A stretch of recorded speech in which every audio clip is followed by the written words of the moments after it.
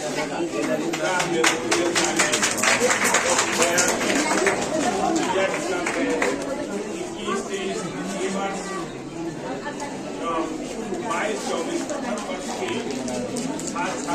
के प्रशिक्षण समापन समारोह में इस कॉलेज के विद्यालय के आदरणीय प्रभारी प्राचार्य महोदय, इस विद्यालय के सम्मानित शिक्षक बंधु शिक्षिकाएं, हमारे विभाग से आए हुए हमारे विद्वान साथी सहयोगीगण, हमारे विभाग के हमारे छात्राध्यापक एवं छात्राएं, दोनों वर्गों के, इस विद्यालय के छात्र एवं छात्राएं,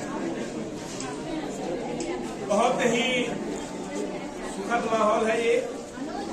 और सबसे पहले मैं इस विद्यालय के आदरणीय प्राचार्य महोदय, प्रधानाचार्य महोदय या प्रधानाचार्य महोदय एवं शिक्षक और शिक्षिकाओं को धन्यवाद देता हूँ कि आपने हमारे बच्चों को ऐसा सुखद, ऐसा स्वस्थ माहौल उपलब्ध कराया कि वे अपना प्रशिक्षण सही ढंग से पूर्ण कर पाए और सही ढंग से पूर्ण कर पाए। मैं इस विद्यालय का शुक्रगुजार इसलिए भी हूँ कि लगभग 10 वर्षों से, जब से 10 वर्ष में हुआ, 10 वर्षों से प्रतिवर्ष हमें ये विद्यालय बहुत ही सहज उपलब्ध हो जाता है और हमारे विद्यार्थी यहाँ प्रशिक्षण प्राप्त करते हैं। तो निश्चित तौर पर इस विद्यालय के जो शिक्षक हैं, जो क्षेत्र कर्मचारी हैं, जो प्राचार्य हैं, उन सबका मैं हार्दिक धन्यवाद देता हूँ और उन लोगों का विशेष सहयोग हमारे प्रशिक्षुओं को मिलता है।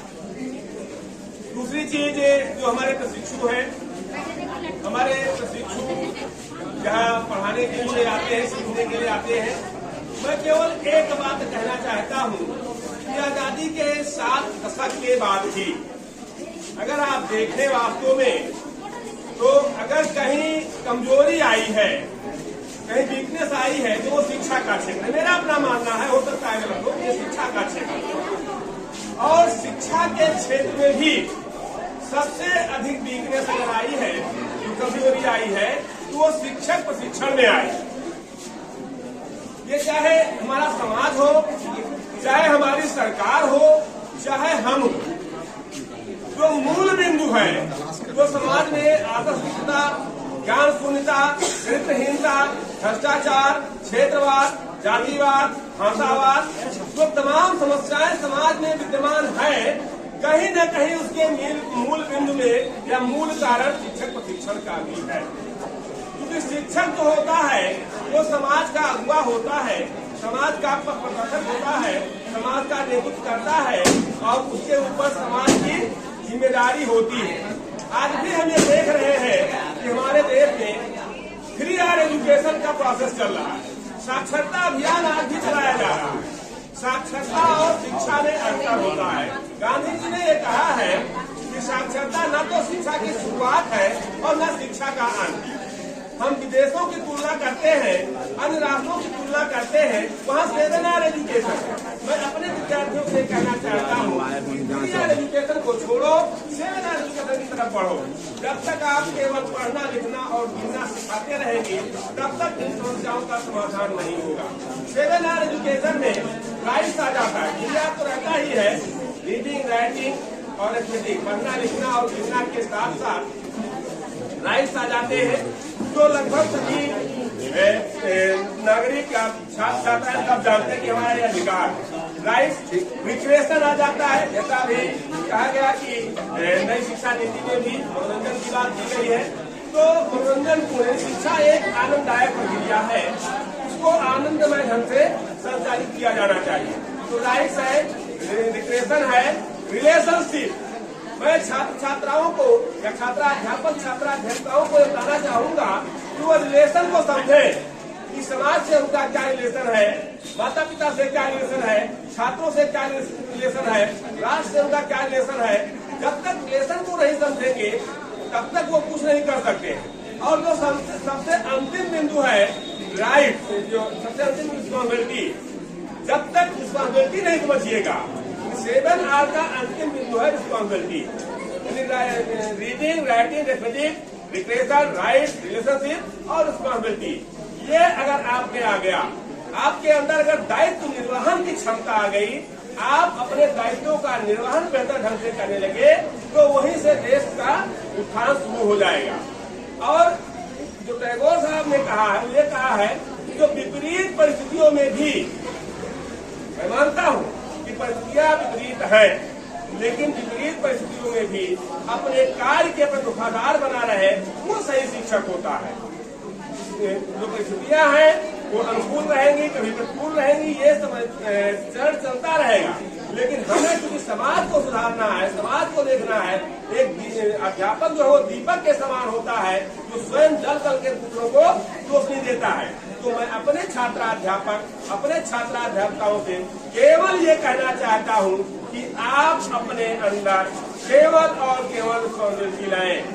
आपकी जिम्मेदारी क्या है, आपके उत्तरदायित्व क्या है, आप अपने उत्तरदायित्वों का निर्वहन सही ढंग से करें, अच्छे ढंग से करें, तो बाकी सारी चीजें आप अपने आप खुद चली जाएंगी। जब तक हम उत्तरदायित्वों का निर्वहन नहीं करते हैं, हम अपने आचरण में कोई चीज नहीं लाते हैं, हम जो भाषण देते हैं, हम अगर आपको भाषण देंगे कि आप अपने उत्तरदायित्वों का निर्वहन करें और आप 2 साल को शिक्षण प्राप्त किए हैं, अगर हम आपको क्लास नहीं पढ़ाए होंगे, अगर हम आपके सामने जो है अपने दायित्वों का निर्वहन नहीं किए होंगे, तो आप निश्चित मन में सोचेंगे कि हम लोग को भाषण दे रहे हैं और अपने कभी ऐसे नहीं करते थे, कभी पढ़ाते नहीं थे।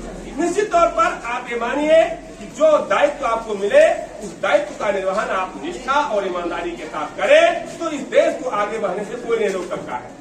और आप इस देश के भविष्य हैं, आप इस देश के भविष्य का निर्माण करने वाले हैं। और जैसा कि फागल का कथन है कि विद्यालय एक उपवन है, बच्चे कोमल पौधे हैं और अध्यापक एक कुशल माली है। तो आप कुशल माली की तरह, जैसे माली पौधों को काट छाट के उपवन को अच्छा बनाता है, भाई जंगल में भी पौधे बढ़ते हैं, ऐसा नहीं है कि वहाँ माली नहीं है तो पौधे नहीं बढ़ते हैं, लेकिन वो जिधर जाना होता है उधर उनकी शाखाएं चली जाती हैं।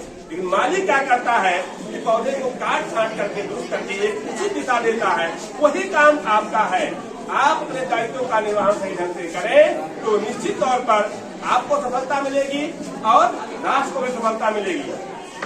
मेरा अपना कहना यही है आपसे कि आप जो भी, जहाँ भी आपकी नियुक्ति हो, जहाँ भी आप जाएं, वहाँ पर निष्ठा और ईमानदारी के साथ अपने कर्तव्यों का निर्वहन करें। अंत में मैं केवल 2 पंक्तियां कहना चाहूंगा कि पूर्व जन्म के कर्म रहे कुछ, पूर्व जन्म के कर्म रहे कुछ, जो हमको ये मान मिला और रहने को हिंदुस्तान मिला, करने को शिक्षण काम मिला, रहने को हिंदुस्तान मिला, करने को शिक्षण काम मिला। तो शिक्षण कार्य को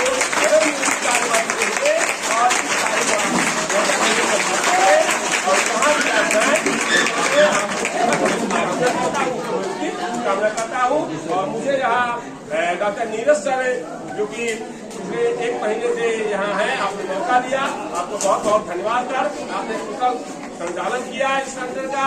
हमारे शिक्षार्थियों को, हमारे बच्चों को बहुत बढ़िया ढंग से आपने सिखाया, इसके लिए आप बधाई के पात्र हैं। और मैं अपने आप को सौभाग्यशाली मानता हूँ कि हमें ऐसा स्टाफ मिला है कि इस बात पर कोई कंप्रोमाइज करता ही नहीं है कि भाई प्रशिक्षण में आना है। सब ये इस बात के लिए मैं अपने विभाग के प्रति बहुत अपने आप को सौभाग्यशाली मानता हूँ कि हमारा संपूर्ण स्टाफ इस बात पर रेडी रहता है कि नहीं, प्रशिक्षण तो करना होगा, आना तो होगा। तो ये बहुत बड़ी बात है। आप लोग बेहतर करें, जहाँ भी जाए अच्छे से करें। मेरी आपके उज्जवल भविष्य की कामना है। बहुत बहुत धन्यवाद, बहुत बहुत धन्यवाद।